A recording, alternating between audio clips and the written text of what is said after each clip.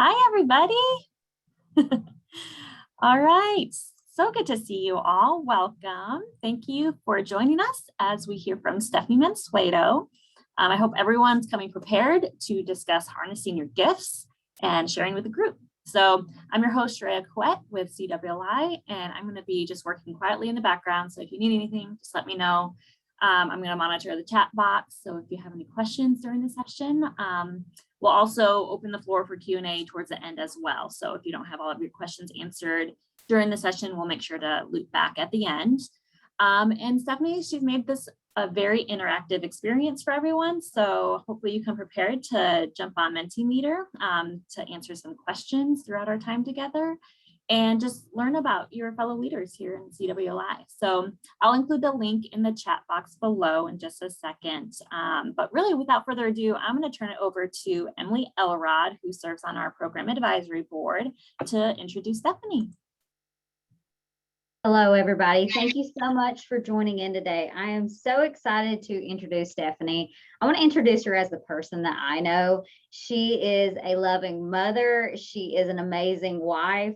She is just an awesome human that I'm blessed to get to do life with.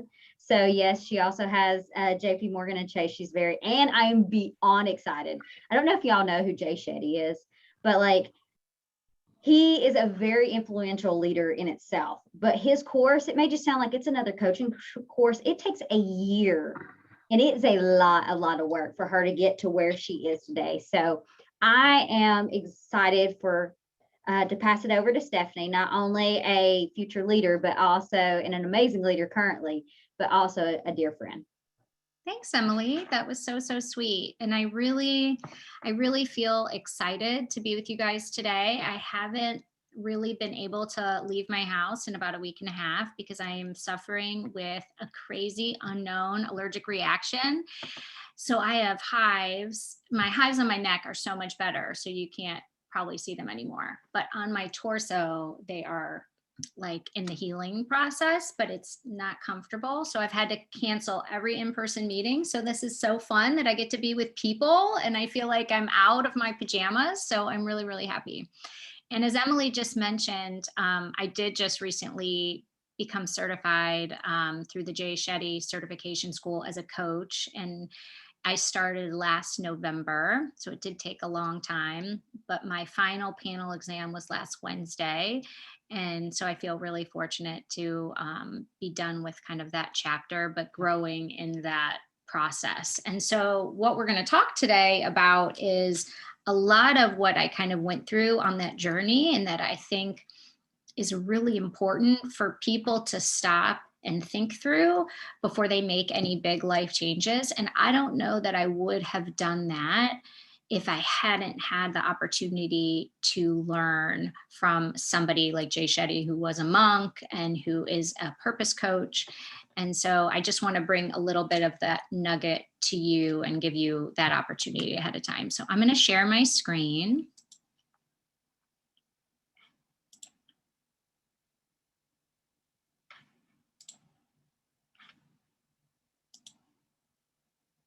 And I'm just going to give everybody fair warning. Technology is not usually my friend. And I have a beautiful administrative assistant, Rhonda, who Sheree knows does like everything that I do. And she did not help me with this because this is not a JPMorgan Chase sanctioned event. So if something goes wrong, you know why. But so harnessing your gifts to pivot in your role or career. So why is this so relevant? I mean, it's always relevant, right? But it's more relevant today than it might have been a couple of years ago. And so there's a lot of data out there that suggests that women in particular are considering either downshifting or completely leaving the workforce altogether. And so I know a lot of you have read that data. A lot of it came out at the end of last year or in Q4 of last year. And it really was the result of kind of the disproportionate impact that COVID had on women and continues to have. And so a lot of people would try to argue that point, right? So COVID had a huge impact on men also, or anybody who's a parent or a caregiver, or really anybody at all. And it did. But women carry the majority of the household work in most situations. Even if you split things, you think you split things 50-50 with your husband, there's all these things, or your partner, there's all these things going on behind the scenes and in your head that isn't necessarily going on with them while you're working. So it's been said that 86% of the household work falls on the female. So of course this had more of an impact on us.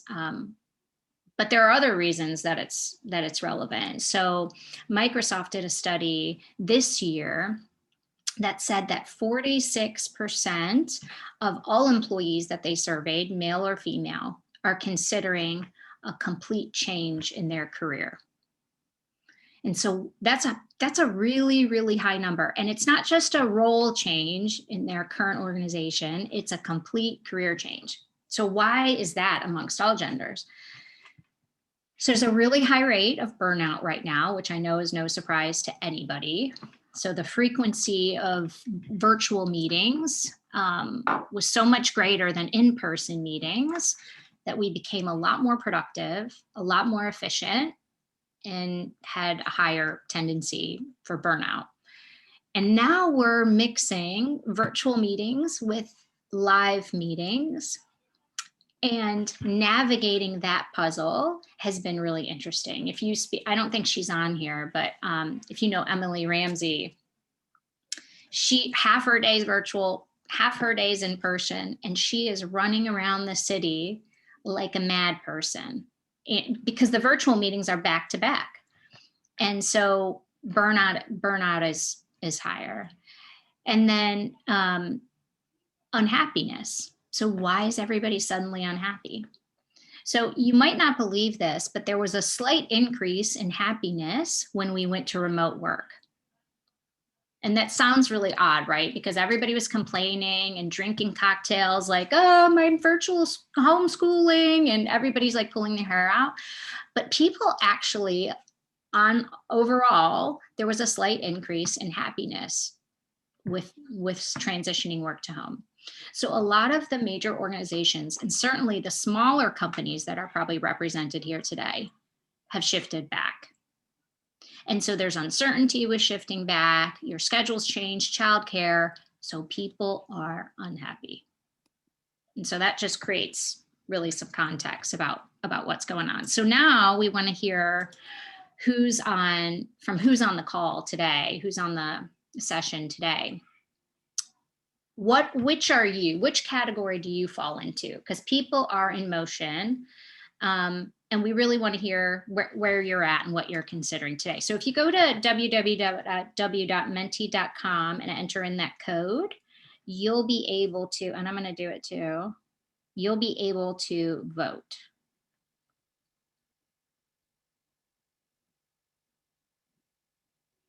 I'm going to enter my code, 3. And you can stop me and ask a question at any time. Just give me like a little wave or unpause yourself and say something.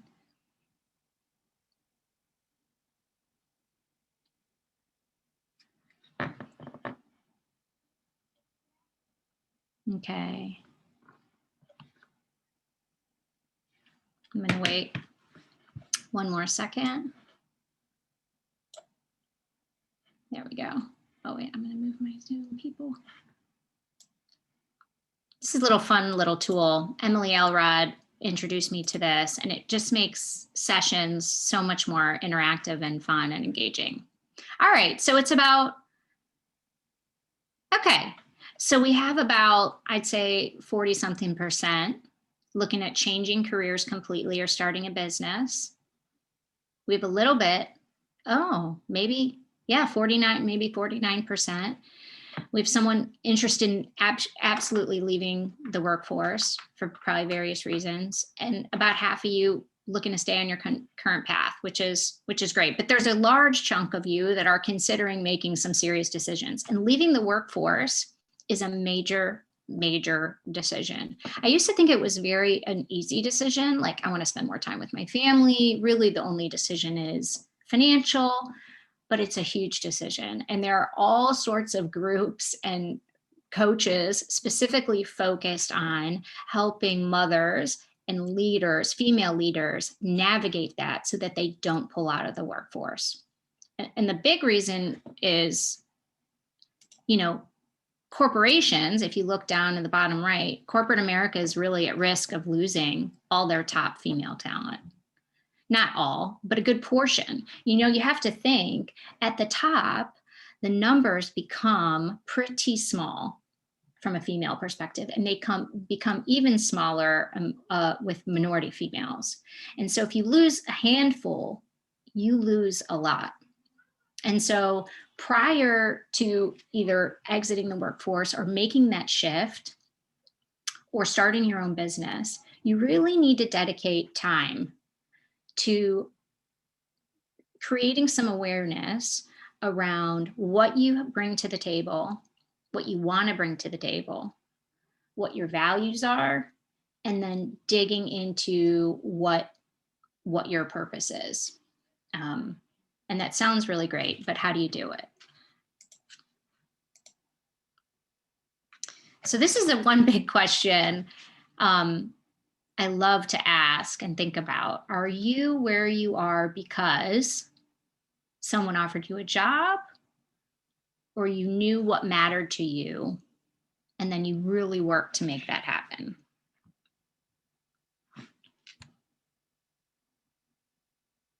So let's see who we have in the audience today. Ooh, you guys are impressive.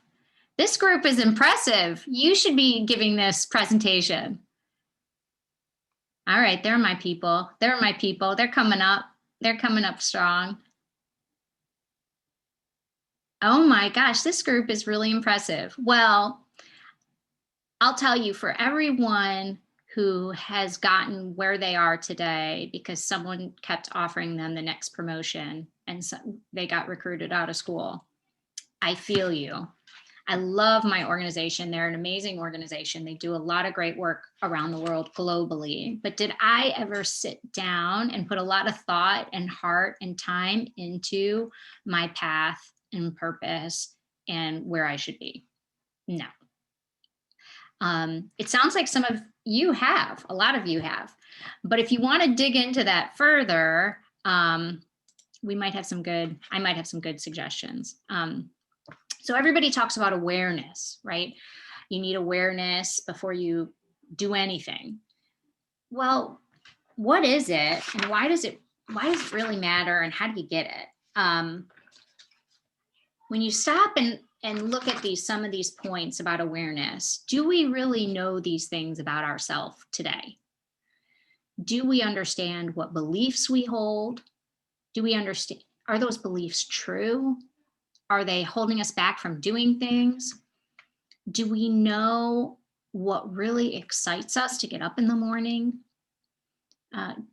Do we know how we feel in certain situations? Do we know all of these things today? And have we given ourselves the proper time to solidify them, like cement them, journal? Have we given ourselves the time to dig in here?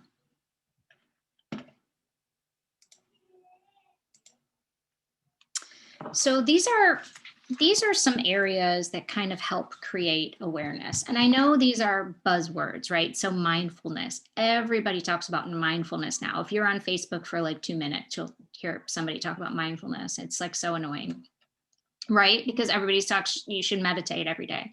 Oh, it is so brutal. I don't know if you're like me, but I really, really struggle to meditate. I mean, it actually feels like nails on a chalkboard to me. Like my wheels are turning, it's excruciating. I'm uncomfortable in my seat. Like I'm totally uncomfortable. I hate it. So, but there are other ways to create mindfulness. There's other ways to be mindful. And I know Emily talked about Jay Shetty earlier, but one of the things that really stuck with me that he says that I have to practice every day, it's so hard to do, is to single task. Right? So I am the perfect multitasker. I am so good at it. I'm the world's best multitasker, but I don't do any of the things well. So I will read something and do something else for like 15 minutes, and then I have no clue how to follow the directions in the email I'm trying to read. And that's why Rhonda, my administrative assistant, has to do things for me. So if I just looked at what I was trying to do and wasn't checking my phone notifications, wasn't looking at this, I could actually do it. And so Jay Shetty says we need a reminder in the morning to single task the rest of the day. And so a reminder could be your teeth, or something routine you do in the morning. You brush your teeth every day. Can you just brush your teeth? Just focus on your teeth. I'm brushing this tooth now. I'm brushing this tooth. It is brutal, but it can set your tone for the rest of the day. So that's one way to create awareness, right? Because if you're being mindful, you're doing one thing at a time, you're slowing yourself down, suddenly thoughts, you have space. You can think things. Emily said something crazy the other day. She hears all these directions from God, right, Emily? I said to her, when the heck are you hearing these things? What? How? When? How? How are you hearing them? So it's just amazing to me, but maybe she's being mindful. I'm not sure. Another way to be mindful is through movement, right? So I used to cloud my brain with podcasts and audiobooks during every jog, every walk I did with the dog. And now I really am silent. And right, so I try to focus on my steps. I look at nature and what comes to me, the awareness that comes to me about my life and my person and how I'm feeling is huge. So I'm like erasing those things from my life. Another way is through self-reflection, and that sounds kind of hokey too, because that's a big buzzword now too. But it really is about minimizing distractions and allowing yourself to look inward and focus on your emotions and thoughts. And so what are some ways really to do that? And so some of the tools and exercises I'm going to be talking about can help you do that. Journaling can help you do that. And journaling was another suggestion people always said to me. And I was like, I'm not creative. I don't like writing. I don't like creative writing. If you give me a notebook that has nothing in it, it's going to sit on my shelf and collect dust. It's so boring. I can't stand it. So I really needed some parameters around journaling. I needed somebody to tell me what to do. So in the morning, I do what's called the TIME acronym. T is for thankfulness. So I write 3 things I'm grateful for. I is insight. So I always try to consume knowledge of some sort. It could be something very small. And then sometimes I write about it or just write how I felt about it. It could be scripture. It could be anything. Meditation, which you all know I don't like to do. So instead of meditating, I have a prayer app. It's like a Catholic prayer app that does the rosary, and I literally can set it for like 5 minutes, and and then exercise. That's time. So that helped me say, you have to journal, and this is what you should journal about. Another thing that helped me is an actual journal that has prompts in them. And that has been amazing. What are the 3 things you're most grateful for today? What is the one thing you must accomplish today?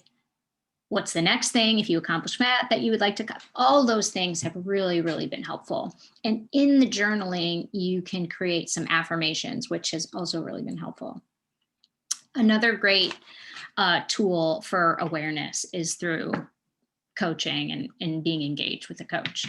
We probably already all knew I was going to say that. Oh yeah, here we go. Okay, so one of the tools for self-reflection that I learned about during my journey with Jay Shetty is called the Johari window. And so it is a prime awareness exercise. And it really helps you do some deep down self-discovery and get some feedback from others. So what you do is you look at a list of adjectives, and I've included that here in the presentation so that you can do this exercise afterwards. But you choose 12 that you feel really represent yourself. And then you give that list to 3 to 5 people, and you ask them to do the same, but to choose 8. So you don't have gobs and gobs of different adjectives coming back. And you try to choose somebody from each kind of area of your life. So I chose a co-worker, a friend, an old friend, a new friend, a family member, spouse, things like that.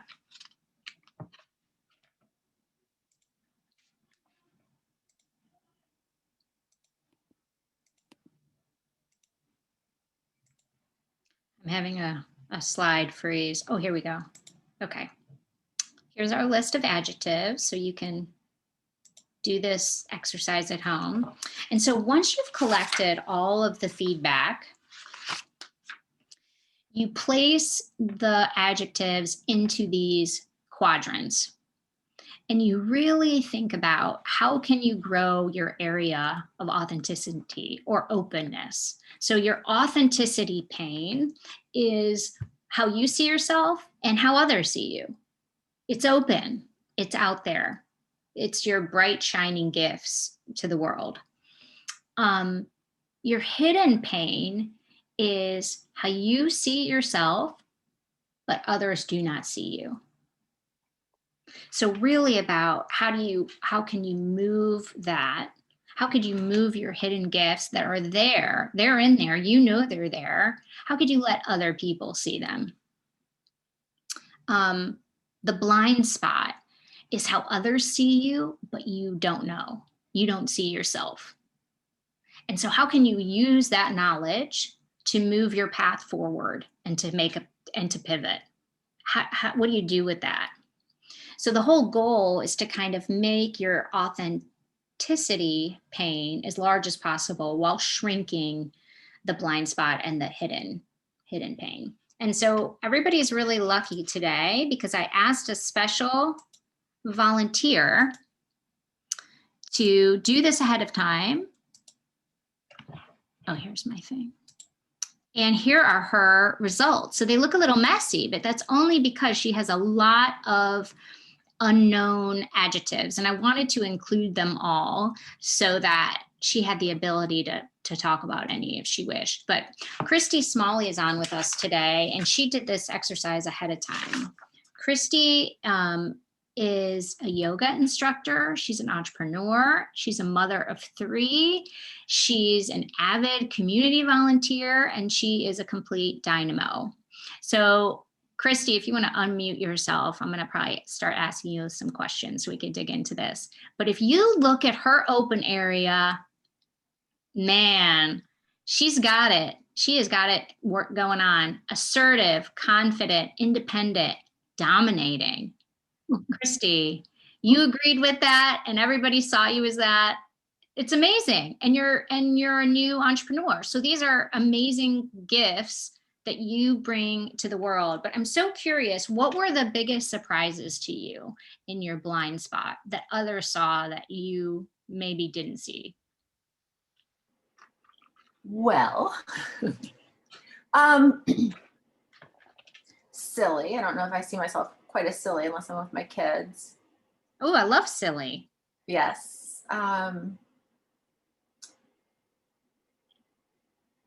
Motivator. Oh, Well, I don't know. It's kind of hard. Inspirational. oh, I didn't see that. So inspirational, motivator, silly. When you think about yoga and starting your own business, you think about, gosh, how can I use those gifts, and how do I move my kind of mission forward? I feel like all of those are really strong, and really great gifts to be able to put your dreams kind of in alignment. I agree. It's funny because it is, I guess, your blind spot. because what I'm looking at with yoga is that it's more playful. For me, Yes. I like adults when we play, and we play often through sports and outdoor adventures and yoga. And so I guess it truly is a blind spot, because I wouldn't have ever said that silly, but if somebody else says it's silly about me, and then I'm actually doing that through my yoga, in the way I sequence my classes, and just kind of how I want people to approach yoga in my classes. I love that. So you're really bringing a lighter side, which when you look at the other gifts in your open area, they're definitely much more strong and pronounced. And you think about silly, it really lightens everything up a little bit. So I really, really love that. What adjectives in the hidden area would you really like others to see? I think the trustworthiness, because trust means so much to me, and I do try to be really trustworthy. When people tell me, it's sort of like in the vault. I try not to repeat other things. I try not to participate in gossip. I certainly hear people and hear what they say and take it in. Usually I try not, if it's something I don't want to be part of, I try not to ask too many questions and sort of participate in that gossip part. But I also, when people want to share their feelings with me, I want them to be open and not judge them, and know that what they say to me, when I'm not judging it, I know it's just what they're saying in that vulnerable time. And it's how they feel this moment. It's maybe not how they always feel. And that I'm certainly not going to repeat it. And I'm also not going to ever throw it back in their face if something in our relationship changes down the road. I really try to honor what is said to me in that time and how our relationship was in that moment. I love that. I think that is like the best gift. And I'm just thinking through, how can you let other people see that too? How can you be more transparent with people that would let other people know that you have that gift? Well, I could actually probably say, you can trust me, use those things. Like, I won't ever, what you say to me, I understand, but also probably when there is some gossip, say, they're not really here. I like when people say, when that person's not here, I think we shouldn't be talking about them. And I think when I hear somebody else say that, I realize, well, that's a really trustworthy person. That person doesn't involve themselves in gossip. They don't even want to hear it. It's not that they're not participating. They don't want to even be a witness to it. I love that, because it's a very rare person who actually does that. It is. And they're so honorable. Like, they're the most impressive person when they do that. Yeah, I love that. Just curious, and I don't know if you thought through this, are there any gifts or adjectives in this unknown category that you want to cultivate or work on that rang a bell to you? The spiritual, I grew up Catholic like you did, and nothing against it. But I guess for me, especially with the world right now, I'm trying to be as inclusive and loving as possible. And I'm not saying that you can't be part of a religion and not be that way. I just, for a lot of the work I've been doing recently with yoga and meditation, which I have to tell you, you are meditating. You are doing a walking meditation, journaling is meditation. Prayer is absolutely meditation. You're just not doing the silent meditation. No, I cannot. And I can work with you on that. Okay, you are meditating. You're doing active meditation. So give yourself a break there. Okay. But a lot of just, thinking more with our heart and not so much with our emotions and our mind.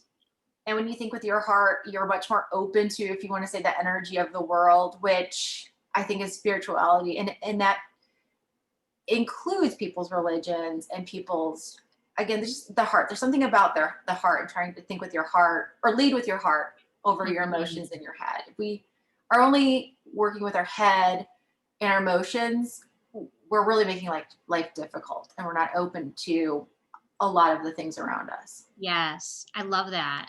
So I would love for you, kind of going forward, to think about adding in your journal work, trustworthy, how do I get back to that? Oh, there I am. Trustworthy and spiritual to those open gifts. The more you see those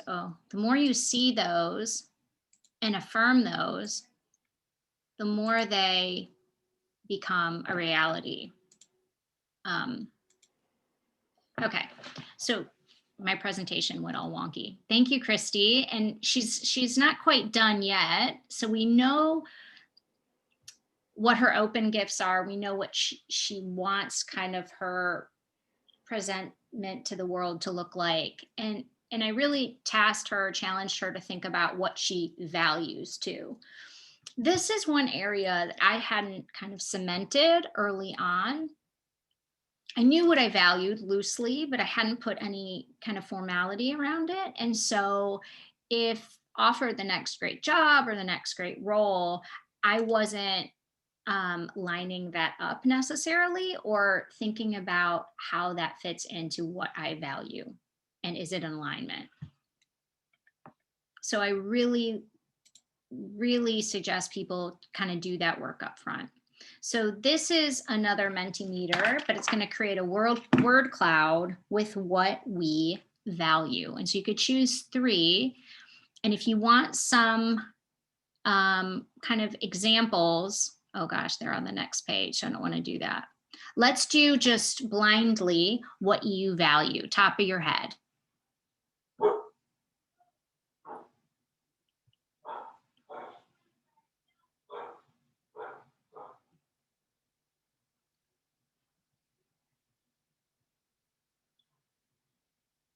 Just to give us a little taste of how putting some thought into this creates awareness and can guide us kind of going forward.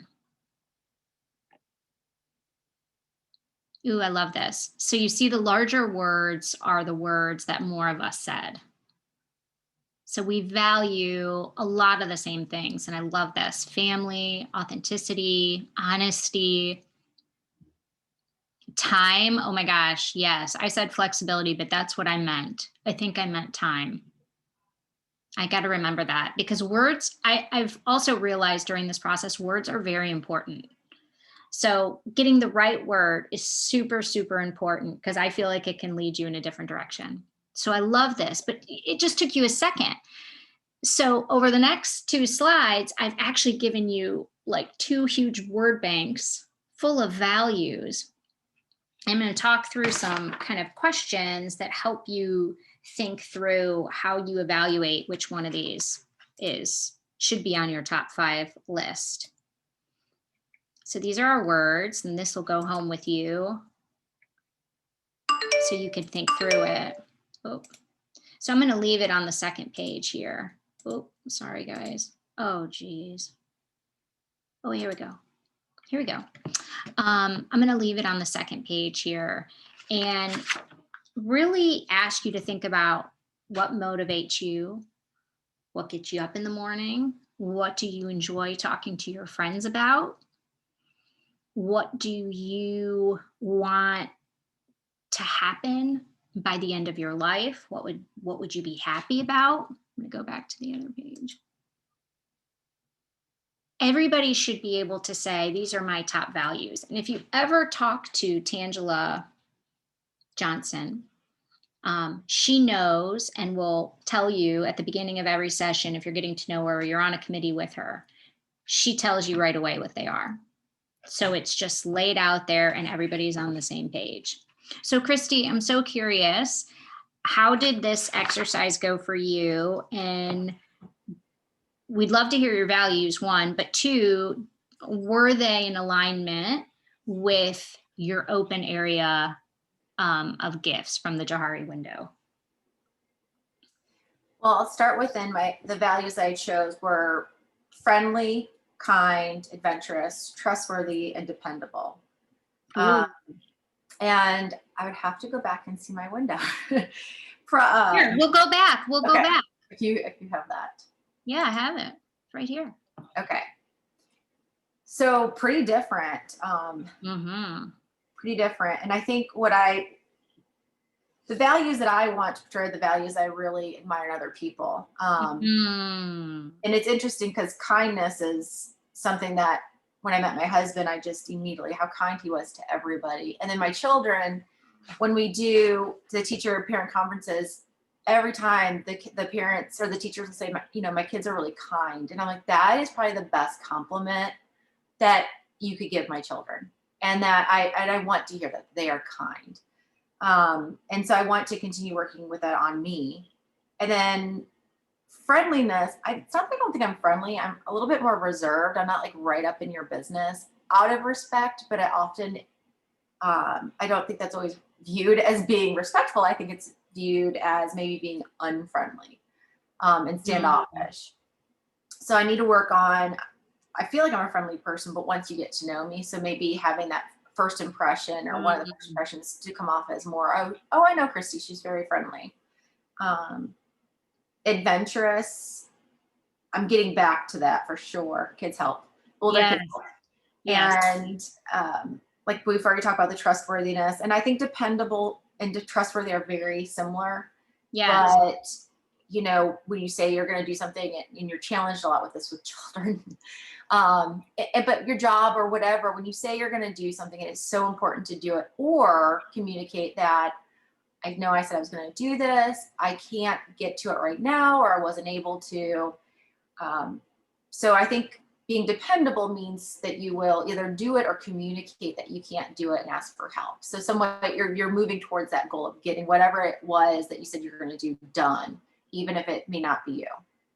You know what I love about this? You have this work done and kind of in your journal, you're going to save it, because as you begin building your yoga business and yoga practice, I bet your open area, the more people you begin serving will really shift and grow, because you're focused on, you want to be focused on these values. And if you remind yourself of them on kind of a daily basis, you can create affirmations with them that you write in your journal. You can create like physical affirmations with them that you put on your wall. If you remind yourself of what you want to be focused on and what you actually value, those things will come out. I truly believe that. So I'd love to see you do this Jahari window kind of 12 months from now with more people and see how it's shifted. That would actually be really fun. Yeah. So I'm mindful of time. We have a few more minutes. And the next piece that I think is really interesting to dig through that I did not have Christy do, but I can kind of walk you through high level, is your purpose. And I know a lot of, this is another buzzword, right? What's your purpose? Like I know a lot of people talk about purpose, and how do you really find it? And how do you know what it is? It's so hard, right? And so I had it explained to me this way. And it's one of the most difficult, it was one of the most difficult questions for me to truly understand. But once I understood it, it clicked. So I'm going to say it. It's very confusing. What are you doing when you're doing anything else? I had to repeat it like a million times. What are you doing when you're doing anything else? Yeah, right. It's going to take you a long time for that to sink in and for you to figure out what the heck I mean. I did not say it. I met with someone who said it, who also spent time as a monk. His name is Bala. He was amazing. He spent time in Chattanooga, and he's a Ayurvedic teacher and practitioner. So he said that to me, and he described it as your dharma, or it's your purpose. Dharma in if you're Ayurvedic practitioner. So another really interesting piece about purpose is that it shouldn't change. So although you're looking to pivot in your career, your purpose shouldn't change. And are you leading from your purpose in your current career?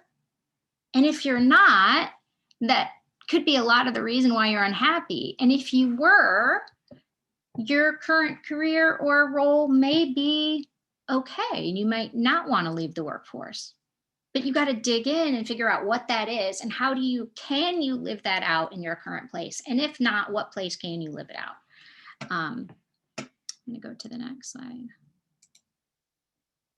So this is just like a little teaser of a question.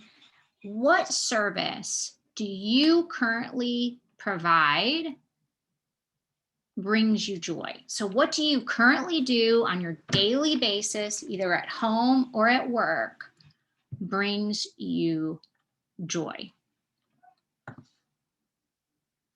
I'm just going to enter one. You don't have to enter three. It's hard enough thinking of one.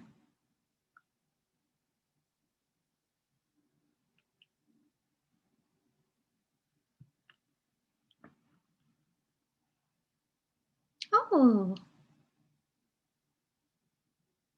how nice are we? Look at that. Oh my gosh, everybody wants to help people, connect people, give to people, help other people. We are a really nice group. So, ooh, I love this. Oh, I love the hugs, being with animals. This is like the most interesting group of people. Connecting people is our most common one. So how do you really dig into that? How do you dig into that further? And why is it important, right? So those who have a sense of meaning in their work are 3 times more likely to stay with their organization. And they're twice as happy as everybody else about being there. And they're way more engaged. So that's why it's important. It's super important. And so how do you discover it? So I really love this author, Nick Craig, who wrote a book called Leading from Purpose, who believes, by the research he's conducted and by actual data, that by answering questions surrounding 3 areas, that you can really help yourself, or with a coach, craft your purpose statement, which should remain consistent no matter what career, role, life circumstance you're in. And so he has you really think about your childhood and a magical moment from your childhood. And he has you really dig into what about that moment brought you joy and made you remember it. Like, what is it that sticks out to you about that moment? What was actually happening in that moment? Write about it. Like, he wants you to write the whole description of the whole experience. And then what are the key elements of that moment? And then what emotions were evoked by being in that moment? And so for me, I did some of this work. I'm just going to talk through it. The emotions that were evoked by that moment, that childhood magical moment, for me were connection, joy, validation, and love. So those were really important. Like, I sat, it took me a long time. I walked through that. Then he also wants you to think through a challenging time, or what he calls a crucible moment, a really challenging experience. And then either personally or professionally, anytime. And then he wants you to write about that in your journal, your blank journal that you don't know what to do with. It has a beginning, it has a middle, it has an end. Write about the experience. What was key within you that allowed you to get through the experience? And for me, it was connection to God, connection to community, movement, love. And so we're starting to see like some similarities. Then he wants you to think through your passions.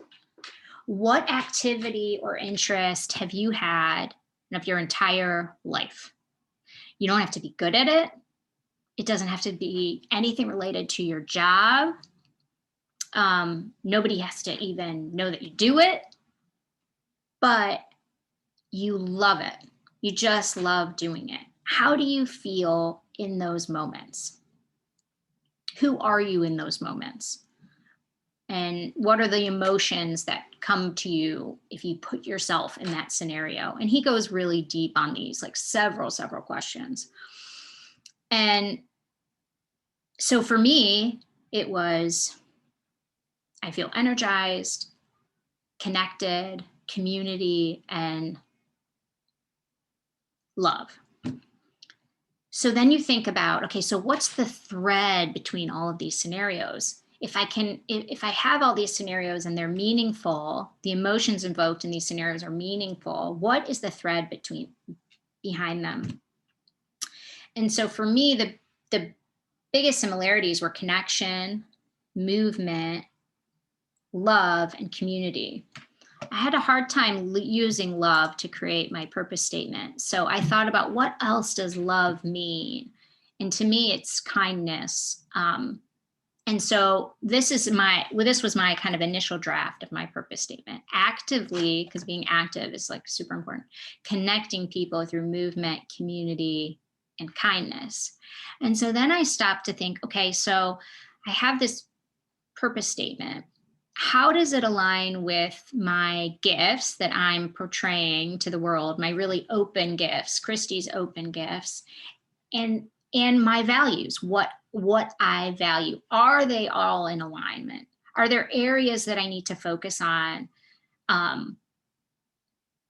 in my gifts in terms of what I'm portraying to the world? And so you see there's just so much connectivity, connection, flexibility, movement. I think of movement, flexibility, action kind of in the same alignment, kindness. And so for me, I kind of have this framework now when thinking about what I should be doing at a future state or thinking about how to move forward in my current organization. I have a framework and I have some basis for making really tough decisions. And I just want to leave you, before we do some Q&A, if anybody has any questions, with this quote. It's from that book. And it is so wonderful. Clarity of purpose is essential for holding on to your identity while the world tries to turn you into one of the boys. I feel like I've felt like that my whole life. And if I would have had some clarity around my purpose, it probably wouldn't have felt so bad. But being in a male-dominated space and often the only woman in the room, I always had kind of imposter syndrome. I don't anymore. But doing this purpose work, I think, would have really helped me 20 years ago when I was younger and newer in my journey. So here's my information personally, and then I'd love to open it up to any questions if anybody has any. And I don't know, how do you want them to ask a question, Shreya? You can just unmute, and that way we'll hear you. I'm gonna stop sharing, actually. Oh, should I keep it up? Maybe I'll keep it up. Okay. Okay, I'll keep it up. Anybody? Don't be shy. Well, if not, this was such great participation, and hopefully, oh, someone's speaking. Oh, it's Shreya. Oh, Leanna's off mute. Are you speaking, Leanna? Yeah, can you hear me okay? Yeah. I was just going to ask you, first off, really good presentation. Thank you so much. You're sweet. Can you share that with us in an email after? Yeah, you're already on top of it? Okay, great. This was just so, I've been listening to a lot of Brene Brown lately, and I'm sure everybody's probably a fan of her, because she really talks about how us as women really, you know, just all the things that we do to discredit ourselves or talk down to ourselves. So, you know, and I know for me, my biggest, I tend to take on too much and then I tend to shut down. And so finding that balance is so super important. And it's back on my to-do list right now. Because anywho, I digress. I could talk forever, but yeah, if you could send out this presentation, it's been very, very helpful for me. So I really appreciate it. Leanna, you are someone I really look up to. Nobody probably knows this on this call, but Leanna, actually, this is someone I admire because I can't wait to do it myself, but she actually walked the El Camino de Santiago by herself. And I can't wait to do it. Do you want to comment on that? That is such a, you gave yourself so much time for awareness and mindfulness. And what did you discover on that journey? It's really, it's one of those things that I got divorced. I had some health issues. I just had a bunch of stuff that just happened. And I had seen that movie, The Way, which I'm sure plenty of people had seen. And I was just like, you know what, I'm going to do it. And I remember walking into my boss's office and saying, hey, do you care if I take a little time off work? So as long as your work's done, fine. And I went straight and booked my plane ticket because I knew if I didn't do it in that moment, I was not going to do it. And it was the biggest thing I got out of it, which is what I really needed, was it restored my faith in humanity. Because everybody that I met was so unbelievably helpful. And it was just, it was amazing. Like, I got lost one day, and I was probably half a mile off course, and this nice Spanish man came up to me, and he kind of gave me the come. He didn't speak English, and I didn't speak Spanish, and I was like, well, I guess I'm going with this guy. And he walked me all the way back to the turn. And then, when you're on the Camino, you kind of develop your Camino family. And I did not speak Spanish. And I remember there was this really nice guy named Pedro who was Spanish, but he didn't speak very good English. But so many people spoke Spanish. So he was really intentional when we were all together to try to speak English so that I would understand. So anyhow, I've got stories and stories and stories about that. Yeah, it was, there were days where I literally just walked and said the Lord's Prayer over and over and over again. And it was just, it was great. I highly recommend it to anybody. So you took that amount of time off for yourself. So now you can take just a smidgen of that every day and build that back in. Great. That's awesome. Anybody else? All right. Over to you, Sharaya. I mean, we have a few more minutes if anyone wants to say anything more. Fine. I'll jump in. For me, yes, we love having you all here. Julie's asking a question about harnessing your gifts, and I love that we had a chance to listen to Christy as she shared. Sorry, Sharaya. Julie was asking a question. That's all right. Yeah, can you hear me? She can't. I'm so sorry. I did not hear you. I am so sorry. I had my sound muted because I have someone else in the room. I am so sorry. Please go ahead. No worries. Well, all I wanted to say was this was so helpful to me because so many times I know how I feel and I try to describe it, but finding the words and being very succinct and doing the work, to kind of be able to put it into words and into a statement, I think is just so powerful. So this was really helpful for me. This was much more than I thought it was going to be. So I just really appreciate it. And that's really all I wanted to say. Thank you, Stefanie. Thanks, Julie. I just wanted to share what other people have taught me, because you're right, doing the work. It's about doing the work. It's hard to come up with that statement. I mean, you know what's inside, but it's really hard to cement it and put some words around it. So yeah, this has been helpful. It's been a helpful journey for me as well. Thanks, Julie. Yeah, just, saying also on that same vein, very helpful. And also it's kind of nice to hear that so many people are struggling right now with the same feelings of uncertainty about their, their life choices, and reevaluating what really means something new, what's really meaningful to them and trying to really figure that out, that just knowing that other people are in that same boat is really, really great, I mean, and some way to actually try to figure it out. Yeah, that's right. Because, all of you are very successful and accomplished in your careers, and there is going to be somebody that comes along and offers you a job.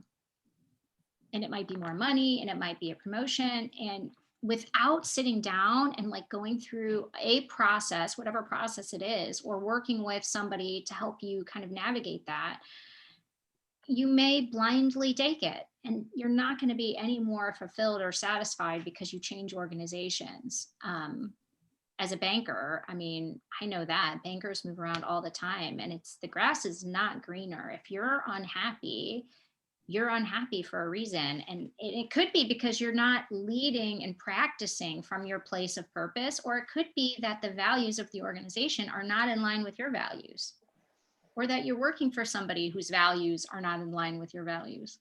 So yeah, it's important just to give yourself the space and time. And if you have trouble figuring out when that is, it really is when you feel most energized. Like, when is your moment? Is it at 10 o'clock at night? Is it at 4 in the morning? Mine's at 4 in the morning. So if I get up at 4 in the morning from 4 to 6, I have like the best thinking time ever. And then I exercise.